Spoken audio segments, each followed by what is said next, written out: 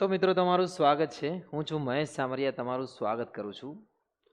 મિત્રો જો તમે ધોરણ 9માં હોય અને તમારી આજે વાર્ષિક પરીક્ષા આવી રહી છે અને વિજ્ઞાનમાં તમે વિચારી રહ્યા છો કે ભાઈ મારે સારા માર્ક્સ લાવવા છે ગમે તે કરીને, તો આ વિડીયો તમારા બહુ કામમાં આવશે કે આ વિડીયોની અંદર હું તમને આપીશ લિમિટેડ પ્રશ્નો મોસ્ટ ટાઈમ બી। અને અમુક ચેપ્ટરો તો એવા છે કે મિત્રો જે તમે વિડીયોમાં જોશો કે જેમાં મેં ફક્ત 5-6 પ્રશ્નો જ આપ્યા છે અને દરેકમાં 7-8 ક્વેશ્ચનથી વધારે નથી કોઈમાં બી। એ પ્રશ્નો તમે કરી લેશો, અરે ભાઈ તમે જૂના પેપર બી કોઈ લઈ લેશો ને એમાંથી બી તમે જોશો તો એમાં પ્રશ્નો બધા હશે। ધોરણ 9નું વિજ્ઞાન એ બેસ્ટ સાયન્સ છે, બરાબર ને? જો આગળ જતાં તમને બહુ કામમાં આવવાનું છે અને આમાં જે ટોપિકો છે જે મોસ્ટ ટાઈમ બી એ ફિક્સ જ છે, જે પૂછાવાના છે। કોઈ બી પેપર હોય, કોઈ બી સ્કૂલ હોય, ગુજરાતની કોઈ બી સ્કૂલ હોય, આ પ્રશ્નો પૂછશે, બરાબર ને? તો લેટ્સ બિગિન। અને હા મિત્રો, આ પ્રશ્નો તમે કરી લેજો, તમને 100%ની ગેરંટી છે કે તમને એક્ઝામમાં પ્રશ્નો મળશે અને તમને બહુ ફાયદો થઈ જશે કે પ્રશ્નો બહુ વધારે નથી। આપણે આમાં બધા પ્રકારના પ્રશ્નો જોઈશું। આપણે જોઈશું કેમિસ્ટ્રીના પ્રશ્નો એટલે રસાયણશાસ્ત્રના જોઈશું, પછી ફિઝિક્સના જોઈશું, આપણે ફિઝિક્સના જોઈશું, એના પછી આપણે જોઈશું બાયોલોજીના જોઈશું। બધાને અલગ અલગ ભાગોમાં જોઈશું અને દરેક ચેપ્ટર વાઇઝ બી જોઈશું, જેથી તમને ખ્યાલ આવે કે શેમાં શું આવે છે। ઓકે, તો સૌથી પહેલાં આપણે શરૂ કરીએ છીએ કેમિસ્ટ્રીના પ્રશ્નોથી। હવે વાત કરીએ કેમિસ્ટ્રીના પ્રશ્નો, રસાયણશાસ્ત્ર પહેલું, બીજું, ત્રીજું, ચોથું ચેપ્ટર, 1 થી 4 ચેપ્ટર, જેમાંથી 1 થી 3 ચેપ્ટરના હું એક સાથે પ્રશ્ન આપીશ કે બહુ ઓછા પૂછાય છે અને ચોથા ચેપ્ટરમાં લિમિટેડ પ્રશ્નો એમાંથી તમને મળશે જ। અને જો ચોથા ચેપ્ટરના એ પ્રશ્નો ના મળે ને ભાઈ, તો તમે મને કહેજો સાહેબ તમારા પ્રશ્નો આવ્યા નહીં, બરાબર ને? ઓકે, 100%, 50 માર્ક્સ તો તમારા 80માંથી સાચા જ છે, એ પાકા જ છે। સાચા શું, પાકા છે। મોઢે કરશો તો, મોઢે નહીં કરશો તો ભાઈ શું કરી શકીએ। લેટ્સ બિગિન, કેમિસ્ટ્રી સ્ટાર્ટ કરીએ। પહેલાં તો આપણે વાત કરીએ ચેપ્ટર નંબર 1, આપણી આસપાસના દ્રવ્યો। આપણી આસપાસના દ્રવ્યો શુદ્ધ છે। ચેપ્ટર નંબર 2, પ્રકરણ 3, પરમાણુના અણુ। 3 ચેપ્ટર એકમાં જ પતાવી દઈએ, બરાબર ને? 1, 7, 3, 3। તો ભાઈ ચેપ્ટર નંબર 1માં પહેલો છે દ્રવ્યના કણોની લાક્ષણિકતા, તમને મળી જશે। 4 મુદ્દા છે અંદર। કેલ્વિનનું સેલ્સિયસના સેલ્સિયસનું કેલ્વિનમાં બદલવાના દાખલા, આ બહુ પૂછાય છે।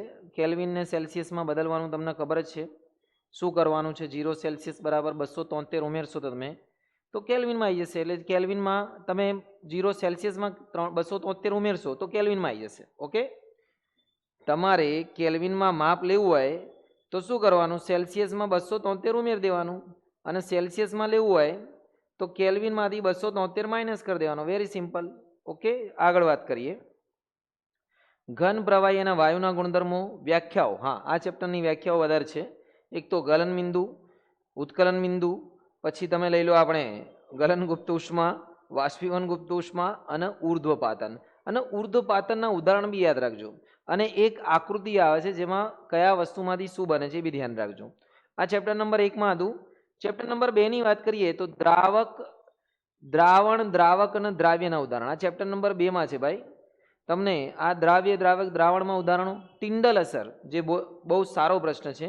ભૌતિક ફેરફાર અને રાસાયણિક ફેરફારનો તફાવત, કે ભાઈ ભૌતિક ફેરફાર કયો છે, રાસાયણિક ફેરફાર કયા કયા છે, એના ઉદાહરણ બી પૂછે છે। ભૌતિક ફેરફાર કે દૂધમાંથી દહીં બનવું એ કયો ફેરફાર છે, લોખંડને કાટ લાગવું કયો ફેરફાર છે, ઝાડનું કાપવું વગેરે કોઈ બી પૂછી શકે છે।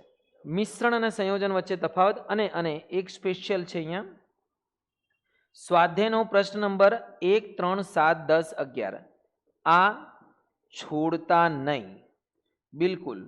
પ્રશ્નો નાના છે, એકદમ નાના પ્રશ્નો છે, એક વખત જોશો તો બી આવડી જશે।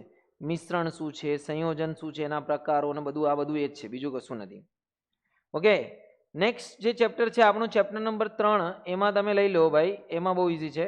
ડાલ્ટનની અભિધારણાઓ, આણ્વિક દળ શોધવાના। ધારો કે ભાઈ પાણીનો આણ્વિક દળ શોધો, H2SO4 નો આણ્વિક દળ શોધો। આણ્વિક દળ ખબર હશે ને તમને? ધારો કે H2S નો શોધીએ તો 2 × H + O, એનો 2 × 2 + 16 = 18, આવું યુ વાળું જે શોધીએ છે એ આણ્વિક દળના દાખલા। સ્વાધ્યાયનો પ્રશ્ન નંબર 3, 4 અને 5, આ થઈ ગયું છે તમારા 3 ચેપ્ટરમાંથી। જો દાખલા જો કેટલા આપ્યા છે, 1, 2, 3, 5 ને 8, 9 દાખલા છે, 9 પ્રશ્નો છે, પ્રશ્નો। બસ આગળ વાત કરીએ આગળ વાત કરીએ જે ચોથું ચેપ્ટર છે ભાઈ, એને તો ભાઈ લખી રાખો, આ વધારે માર્ક્સનું પૂછવાનું છે. એટલે કે આ ડી વિભાગમાં 4 માર્ક્સના પ્રશ્નો છે આના, 4 બરાબર ને. અને 2 પ્રશ્નો આવી ગયા ડી વિભાગમાં 4, તો તમારા ભાઈ ડી વિભાગમાંથી ઘણું બધું કવર થઈ જશે 20 માર્ક્સમાંથી. 4 પંજા 20, 5 પ્રશ્નો છે, 2 તો આ જ પૂછાઈ જશે અને આ ફિક્સ આમાંથી મળશે જ તમને પ્રશ્ન. જોઈ લો, કદાચ તમે જોયા બી હશે. થોમ્સનનો પરમાણુ મોડલ, રુધરફોર્ડનો પ્રયોગ, નીલ્સ બોરનો પરમાણુ મોડલ, પેલું નીલ્સ બોર વાળું ને 000n વાળું. સમસ્થાનિકો, આઇસોટોપ્સ, સમસ્થાનિકોના નામ, પ્રકારો કયા છે, એના ઉપયોગો કયા છે. ઇલેક્ટ્રોન, પ્રોટોન અને ન્યુટ્રોન વચ્ચે તફાવત, ગમે તે બે પૂછી શકે છે. પરમાણુ ક્રમાંક, એટોમિક નંબર અને પરમાણુ દળાંકની વ્યાખ્યા બી પૂછી શકે, તફાવત બી પૂછી શકે, એના વિશે ગમે તે પૂછી શકે છે. પરમાણુ ક્રમાંક અને પરમાણુ દળાંક. અને બીજું છે 1 થી 20 તત્વોના નામ તમને hydrogen, helium, lithium, beryllium, boron, carbon, nitrogen, oxygen, આ બધું 1 થી 20 તત્વોના નામ તમને આવડવા જોઈએ, એ બી સંજ્ઞા સાથે. તમને ઘણી વખત એવા પ્રશ્નો પૂછે કે ભાઈ આની સંજ્ઞા શું છે, ક્લોરિનની સંજ્ઞા શું છે, Cl છે, બ્રોમિનની Br છે, એ રીતે કોઈ બી 1 થી 20 તત્વો તો આવડવા જોઈએ મિનિમમ. અને એની ઇલેક્ટ્રોન રચના બી આવડવી જોઈએ. સોડિયમની કેટલી છે ભાઈ 281, ક્લોરિનની 287, કોઈની બી પૂછે. કેલ્શિયમની બોલો 2882 આવડે છે તમને, અને પોટેશિયમની કેટલી થાય, અને પોટેશિયમની સંજ્ઞા બી ખબર હશે, બહુ ઇઝી છે આ તો. ચલો આગળ વાત કરીએ. તો હવે આવી જઈએ આપણા ફિઝિક્સ પર. જો ભાઈ શું ફોટો છે, મસ્ત ગાડીવાળી ગેમ ચલાવી છે તમે, આમ મસ્ત ગેમ આવે છે. કઈ ગેમનું ફોટો છે આ મને કહેજો, મેં બહુ પહેલાં રમ્યો તો આ ગેમ, તમે રમ્યો હોય તો મને કહેજો. અને આ એક મસ્ત રમત બી છે, અને તમે એકને ફેંકો તો બીજા 4 જ જાય, એકને ફેંકો તો 1 જ જાય પાછળથી. તો ભાઈ આગળ વાત કરીએ ફિઝિક્સની અંદર.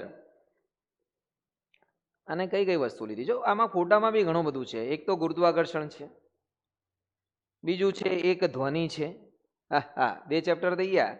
એક છે ગતિ છે, એક છે ન્યૂટનના નિયમો છે.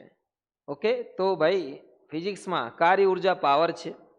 કાર્ય ઉર્જા એટલે તમે લઈ શકો છો કાર્ય, આમાં લઈ શકો, ગુરુત્વાકર્ષણ લઈ શકો છો, બરાબર. બધા ચેપ્ટર અને આકૃતિમાં જ કવર કરી લીધા છે.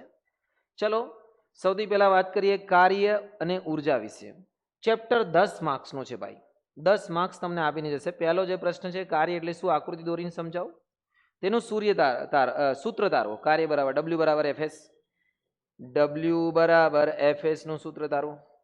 પછી છે ગતિ ઉર્જાનો એટલે શું, તેનું સૂત્ર તારો, અને ગતિ ઉર્જાના 4 ઉદાહરણ આપો. આ મોસ્ટ આઈએમપી પ્રશ્ન છે. ગતિ ઉર્જા K બરાબર હાફ mv², તમને ના મળે ને ભાઈ તો આ યાદ રાખજો, K બરાબર હાફ mv². આ લોકો ઘણી વખત આને EK भी લખે છે, પણ अपन की आदत है K लिखने का. K for kinetic energy, E for kinetic energy, EK भी લખી શકો છો. બહુ પ્રશ્ન સારો છે. શારદ સ્થિતિ ઉર્જા અને તેનું ઉદાહરણ, અને ગતિ ઉર્જાના બી ઉદાહરણ. સ્થિતિ ઉર્જાનું વ્યાખ્યા, પદાર્થમાં રહેલી જે સ્થાન અને સંરચના લીધે જે ઉર્જા છે એને સ્થિતિ ઉર્જા, અને એની વ્યાખ્યા અને તેનું ઉદાહરણ. પાવરની વ્યાખ્યા અને તેનું ઉદાહરણ. પછી સ્વાધ્યાયમાં પ્રશ્ન 1 ખાસ જોઈ લેજો, કાર્ય ઉર્જા વચ્ચે તફાવત અને કાર્ય ત્વરા વચ્ચે તફાવત. આ છે તમારા 10 માર્ક્સ પાકા, સમજી લો. નેક્સ્ટ વન ઇઝ અવશ્રાવ્ય ધ્વનિ, સાઉન્ડ.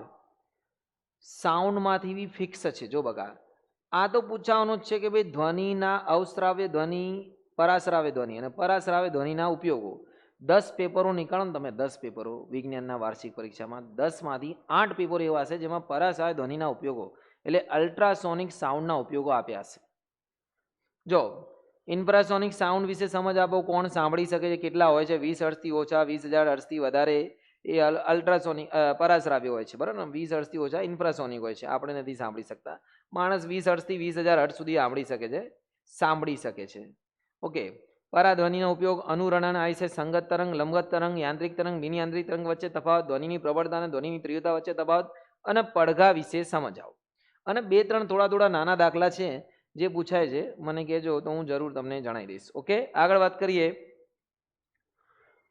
ગુરુત્વાકર્ષણ. ભાઈ ગુરુત્વાકર્ષણની વાત કરીએ તો સૌથી બેસ્ટ ગુરુત્વાકર્ષણમાં એક બેસ્ટ જે 4 માર્ક્સનો પ્રશ્ન છે, એ બી તમને 10માંથી 9 પેપરમાં મળી જશે.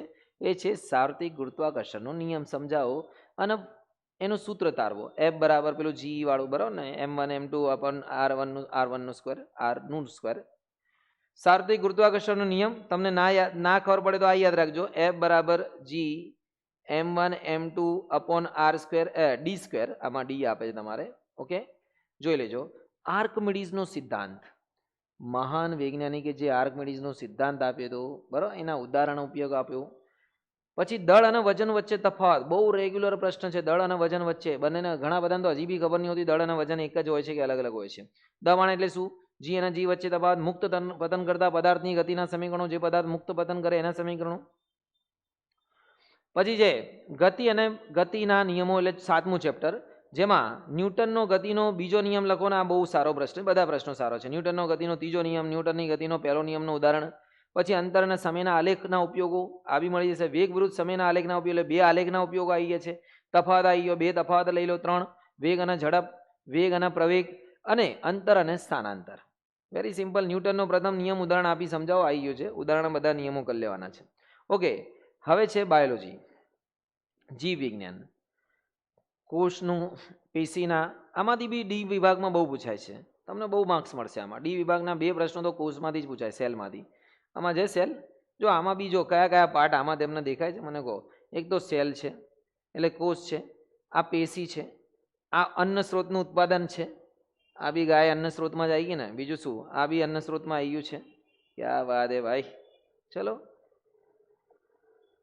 સજીવોનો પાયાનો એકમ કોષ, જેમાં સૌથી પહેલા આવશે વનસ્પતિ કોષ અને પ્રાણી કોષની નામ નિર્દેશન વાળી આકૃતિ, અને એની સાથે એનો તફાવત બી કરી લેજો કે વનસ્પતિ કોષ અને પ્રાણી કોષમાં શું તફાવત છે.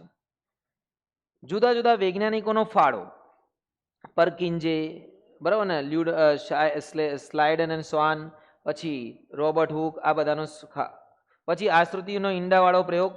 એના પછી કોષની કોઈ પણ 4 અંગિકા, હવે કોષમાં જો બી અંગિકા આવેલી એના કાર્યો સિમ્પલી, કોષ કેન્દ્ર, પછી કોષ રસ પટલ, કોઈ બી અંગિકા. સમવિભાજન અર્ધીકરણ, આ બહુ સારો પ્રશ્ન છે. આને લોકો ઘણા બધા નેગ્લેક્ટ કરે, પણ આને મોઢે કરી નાખજો ને સમજી લેજો, બહુ સારો પ્રશ્ન છે.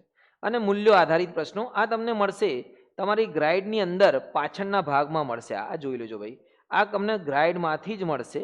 મોટા મોટા હોય છે, ખાલી ફોટા જેવા, પણ એને જોઈ લો તો એ આવડી જાય. બહુ મોઢે નથી કરવાનું, સમજવાનું હોય છે. આગળ વાત કરીએ ભાઈ, અન્ન સ્ત્રોતમાં સુધારણા. સૌથી ભપ્પું ચેપ્ટર છે અન્ન સ્ત્રોતમાં સુધારણા, સૌથી ભપ્પું ચેપ્ટર. ખાવા પીવાની વાત છે, ખેતીની વાત છે, આનાથી ઇઝી ચેપ્ટર કોઈ નહીં હશે.